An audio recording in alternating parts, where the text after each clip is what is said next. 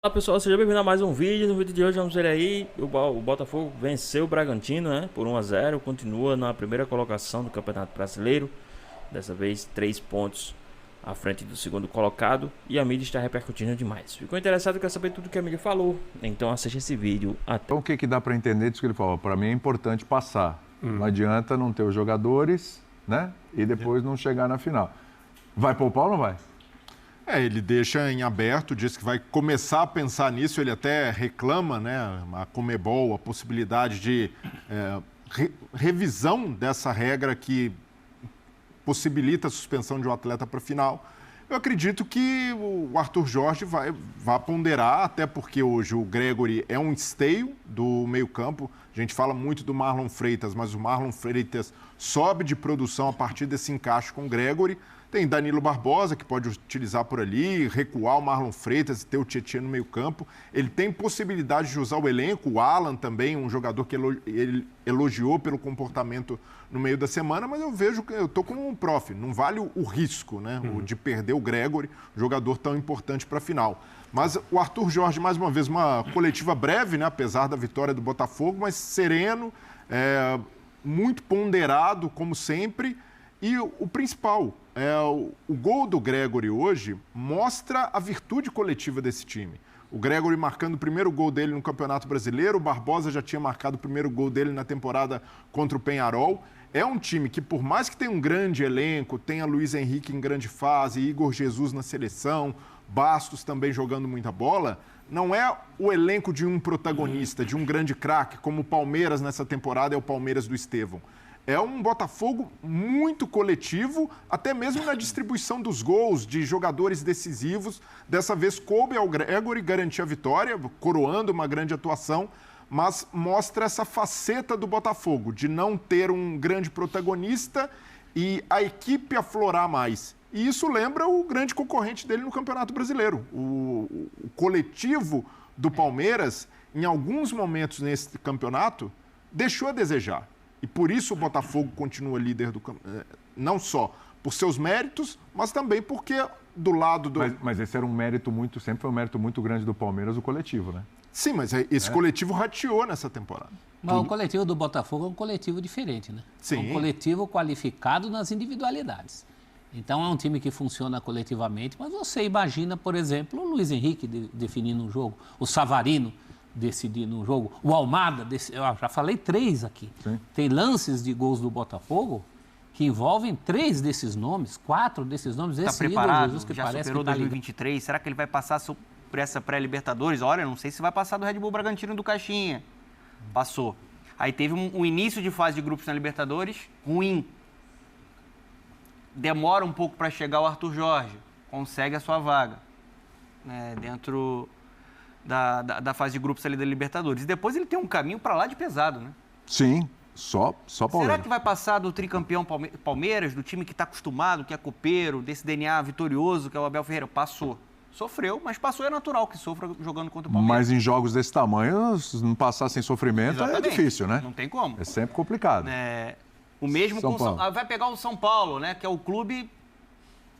Muita gente diz, né, que no Brasil, no futebol brasileiro, que fundou a Libertadores, né? Que tem esse DNA na Libertadores. Passou.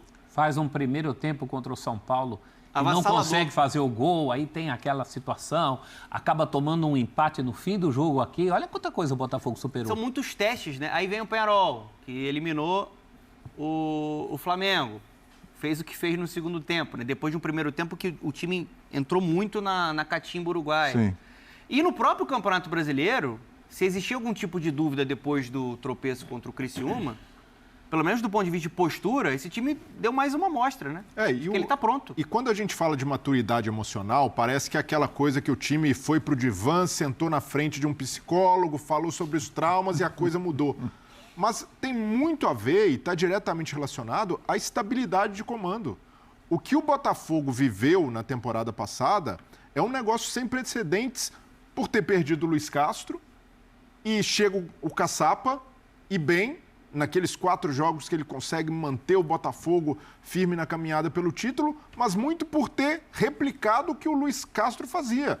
Passado confiança, os jogadores já conheciam, gostavam.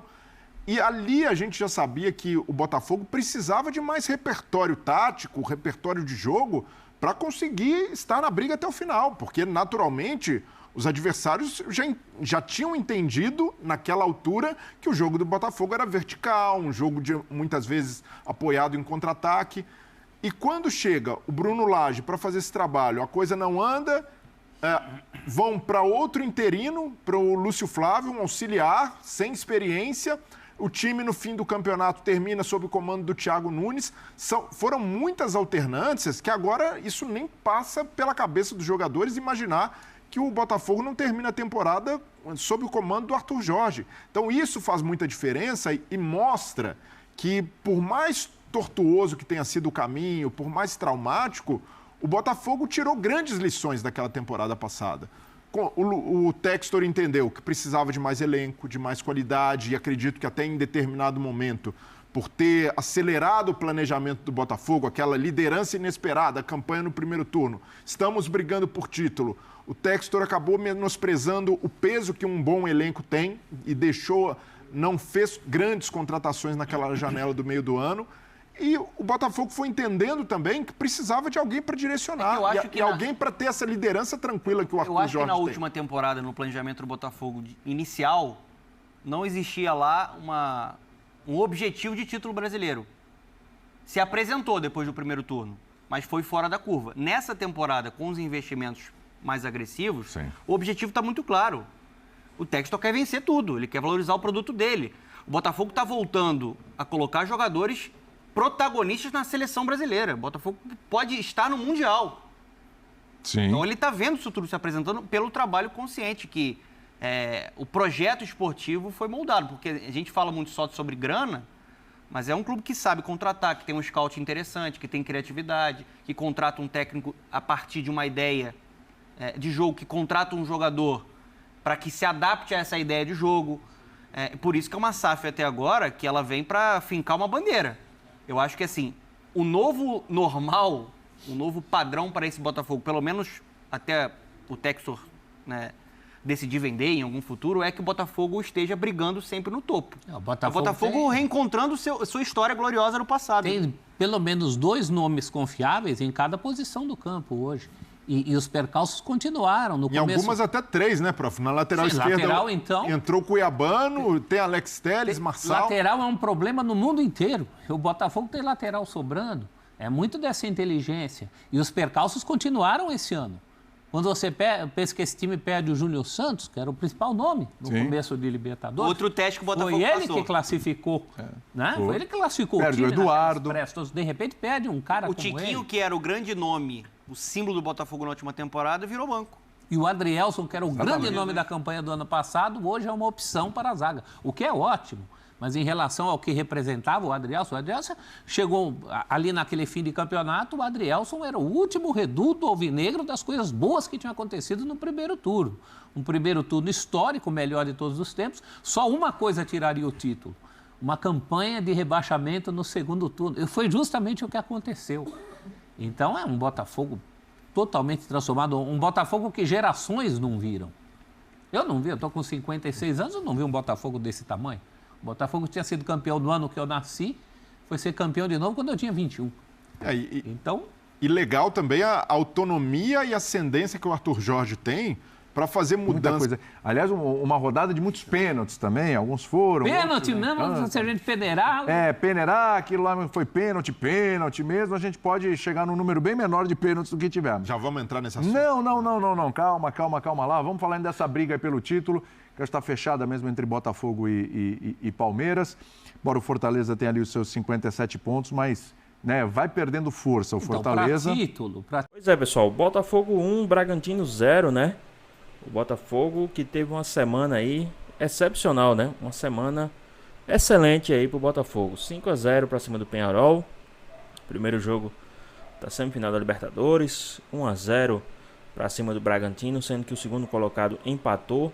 Então o Botafogo abriu 3 pontos de vantagem, né? Agora enfrenta o Peñarol na quarta-feira, né? Com a vantagem de 5 gols. E na próxima terça-feira, né, no dia 5 de novembro, enfrenta o Vasco, né, no Newton Santos. Esses são os próximos jogos do Botafogo, né? O Botafogo que depois do Vasco também ainda tem um Cuiabá, né, no Newton Santos. O Botafogo que teve uma semana bem boa, né? Uma semana bem produtiva, né, para o time do Botafogo. Muitos já estavam secando aí, os secadores queimaram, né? Estavam secando aí o Botafogo, mas não teve jeito. O Botafogo, aos 86 minutos, quase no finalzinho, né, do jogo, conseguiu o gol da vitória com o Gregory, né, que fez o gol da vitória, e o Botafogo saiu vencedor desse confronto. Agora o Botafogo tem 64 pontos, enquanto o Palmeiras, que é o segundo colocado, tem 61 pontos. E ambos têm 31 jogos. Ninguém tem jogo atrasado aí, né? Então é isso. Deixa aqui nos comentários a sua opinião, o que vocês acham aí a respeito sobre esse jogo, o que vocês acharam aí do desempenho do Botafogo. Espero que vocês tenham gostado do vídeo, deixe seu like, comenta aqui embaixo, ative o sininho de notificações, se for novo aqui no canal, já se inscreva para não perder os próximos vídeos. Tamo junto, é nóis, até a próxima. Fui!